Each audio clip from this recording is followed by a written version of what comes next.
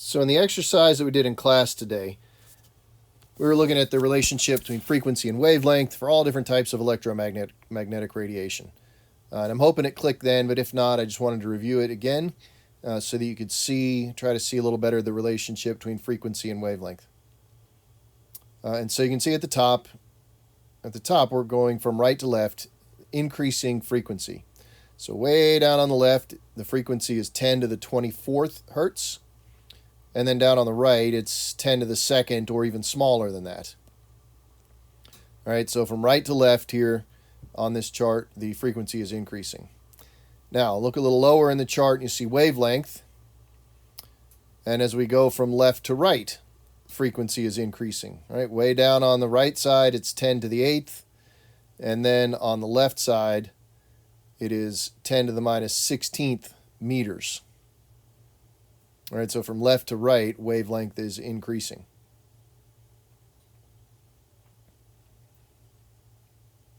So frequency and wavelength are inversely related to each other.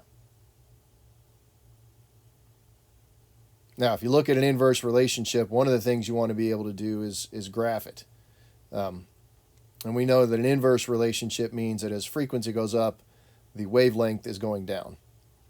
All right, so a graph of frequency would be on the y-axis, wavelength on the x-axis would be that kind of curve, and that would represent an inverse relationship.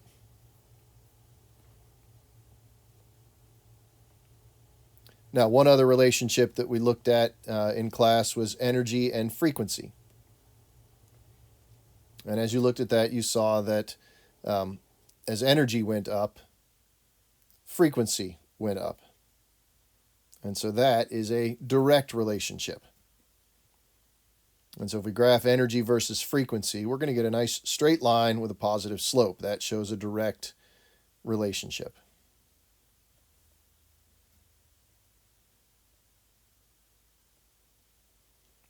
All right, so frequency and wavelength are inverse. Energy and frequency are direct relationships with each other.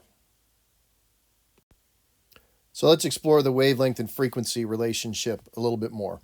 And let's start by identifying what the symbol looks like in the equation. And frequency has got that funky looking little V or U symbol there.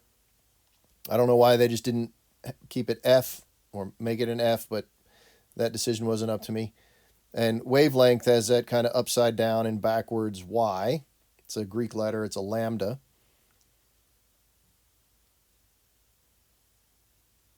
And so if they are inversely related to each other, what that means is that the product of the two will give a constant. And so if you remember from your notes, the equation that related frequency and wavelength was C equals wavelength times frequency. And C is the speed of light. And that is the speed that all electromagnetic radiation has. Right? Every bit of electromagnetic radiation travels at this speed. And you saw that in the work we did in class. And so the value for that constant is 3.00 times 10 to the 8th meters per second. That's really, really fast.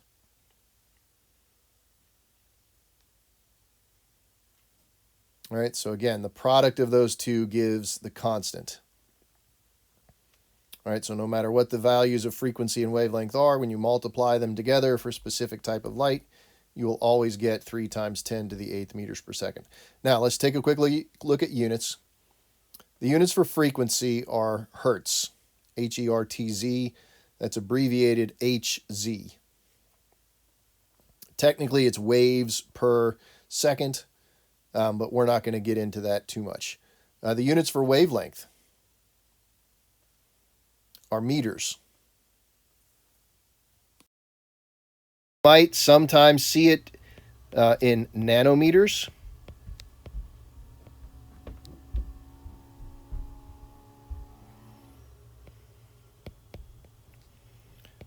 All right, which is nm. And this is a relationship you might need to know for some of your homework. 1 meter is 10 to the 9th nanometers. So, and then a quick sample problem here that you might see in homework. Determine the frequency of light whose wavelength is 4.257 times 10 to the minus. So if we go with this equation, C equals wavelength times frequency. We know that C is 3.00 times 10 to the 8th meters per second. We're told in the problem that the wavelength is 4.257 times 10 to the minus 7 centimeters, and we are looking for our frequency. Now, I want to point out something real quick here. In wavelength, the unit is a length, and there's a length unit or a distance unit in speed also, and that's meters. So this meter unit, this length or distance unit, and this length or distance unit needs to agree with each other. So we need to make a quick conversion here. We need to convert centimeters to meters, and we know that 1 meter is 100 centimeters. So then our wavelength really is 4.257 times 10 to the minus 9 meters. Now we can go ahead and plug in and solve for this. So 3.00 times 10 to the 8th meters per second is equal to 4.257 times 10 to the minus 9 meters times frequency. So doing the algebra here, frequency is 3.00 times 10 to the 8th meters per second divided by 4.257 times 10 to the minus 9 meters. And as we do that, meters cancel out. And we find that our frequency is equal to 7.05 times 10 to the 16th. Now, if you look at that, the unit is in the denominator here, and it's seconds, and that's the same thing as hertz.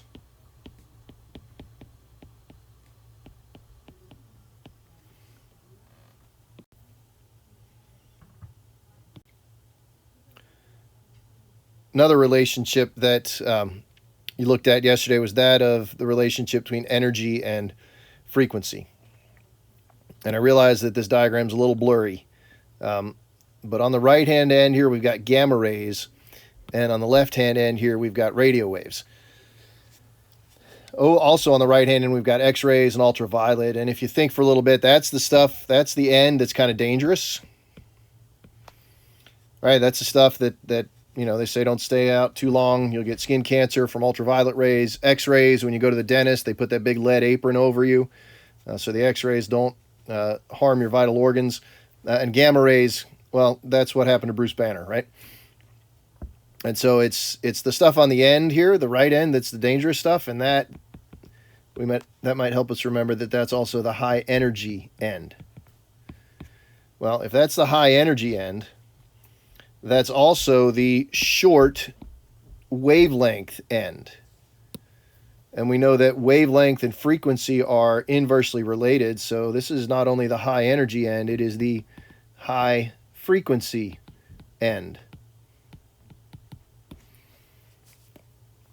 And so we said before that energy and frequency were directly related. So E in our equation here is going to be energy.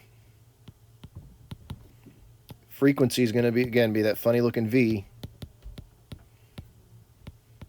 And they are directly related to each other. And we're going to introduce one other variable here in this equation. It's actually not a variable, it's a constant, H. And we're not going to worry too much about this constant, but we're going to name it. It's called Planck's constant, and it has a value of 6.62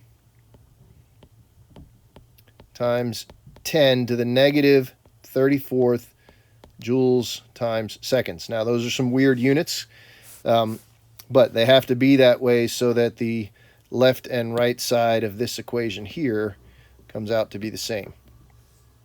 So I'm going to do a sample problem here now involving energy and frequency. So if energy is equal to Planck's constant times frequency, in this problem we are looking for the energy, and the energy will be in joules. So we know that E will be equal to Planck's constant, and we just said that that was 6.626 times 10 to the negative 34th joules times seconds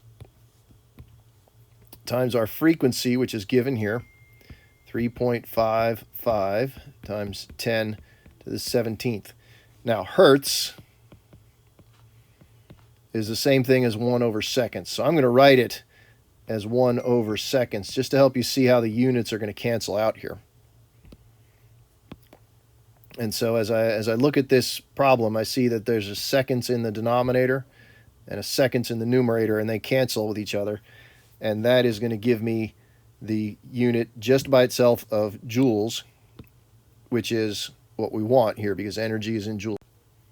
And when we do the math here, we end up with energy equaling 2.35 times 10 to the minus 16 joules. Now that's a pretty small amount of energy, so don't be afraid of big numbers or small numbers. You should get pretty small numbers here. If you look at Planck's constant, that's a really, really small number. So we're going to multiply a really, really small number by something else, and don't be surprised to get a very small number here. Now, hopefully these should help you with your homework tonight. I hope you took good notes. If not, go back and do that now, because that's part of what you're going to have to submit on Google Classroom as evidence that you watched this video. All right, I will see you guys in class tomorrow.